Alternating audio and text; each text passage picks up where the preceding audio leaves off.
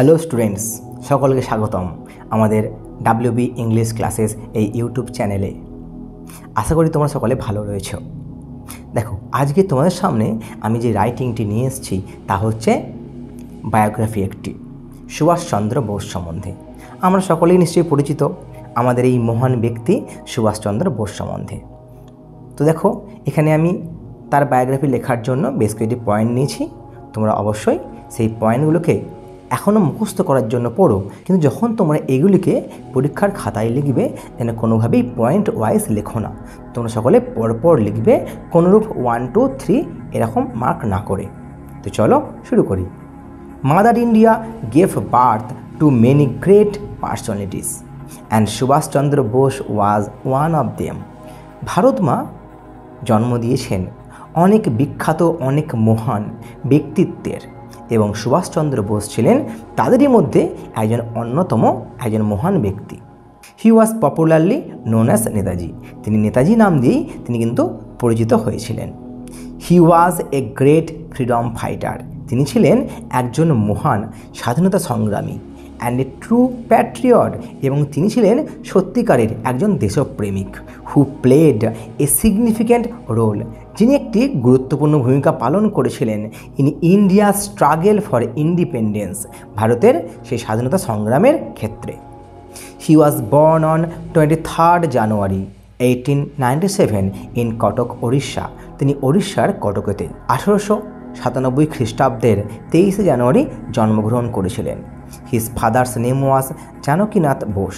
তার বাবার নাম ছিল জানকীনাথ বোস, এবং and his mother was Prabhavati Devi, এবং তার মায়ের নাম ছিল প্রভাবতী দেবী। 5 নম্বর পয়েন্টে আমি রেখেছি যে Subhas Chandra Bose was a brilliant student.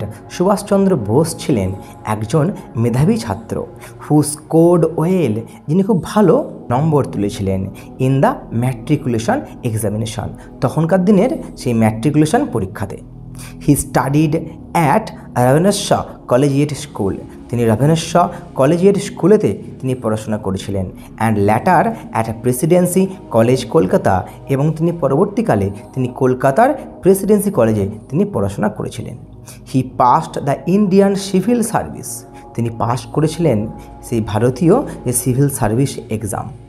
But later resigned from the ICS, কিন্তু পরবর্তীকালে তিনি সেই ইন্ডিয়ান সিভিল সার্ভিস থেকে তিনি রিজাইন করেন, তিনি পদত্যাগ করেন to join the freedom struggle, ভারতের স্বাধীনতা সংগ্রামেতে যোগদান করার জন্য। He was the 2 time president of the Indian National Congress. তিনি ভারতের জাতীয় কংগ্রেসের 2বারের তিনি সভাপতি ছিলেন। বাট ল্যাটার, কিন্তু পরবর্তীকালে হি রিজাইন্ড, তিনি পদত্যাগ করেছিলেন due to ideological differences with Mahatma Gandhi. Mahatma গান্ধীর সঙ্গে তার আদর্শগতভাবে যে ভিন্নতা তার জন্য। He founded the All India Forward Bloc. তিনি অল ইন্ডিয়া ফরওয়ার্ড ব্লক তিনি প্রতিষ্ঠা করেছিলেন।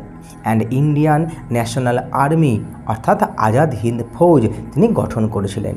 Subhas Chandra Bose has given the famous slogan, এবং সুভাষচন্দ্র বোসই দিয়েছিলেন সেই বিখ্যাত slogan, give me blood I will give you freedom, যে তোমরা আমাকে রক্ত দাও, আমি তোমাদেরকে স্বাধীনতা দেব।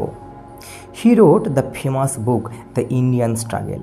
তিনি দ্য ইন্ডিয়ান স্ট্রাগল নামে সেই বিখ্যাত বই লিখেছিলেন to explain the history of the Indian freedom movement, অর্থাৎ ভারতের যে জাতীয় যে আন্দোলন, সেই আন্দোলনের ইতিহাস তুলে ধরার জন্য, ব্যাখ্যা করার জন্য তিনি এই বই লিখেছিলেন।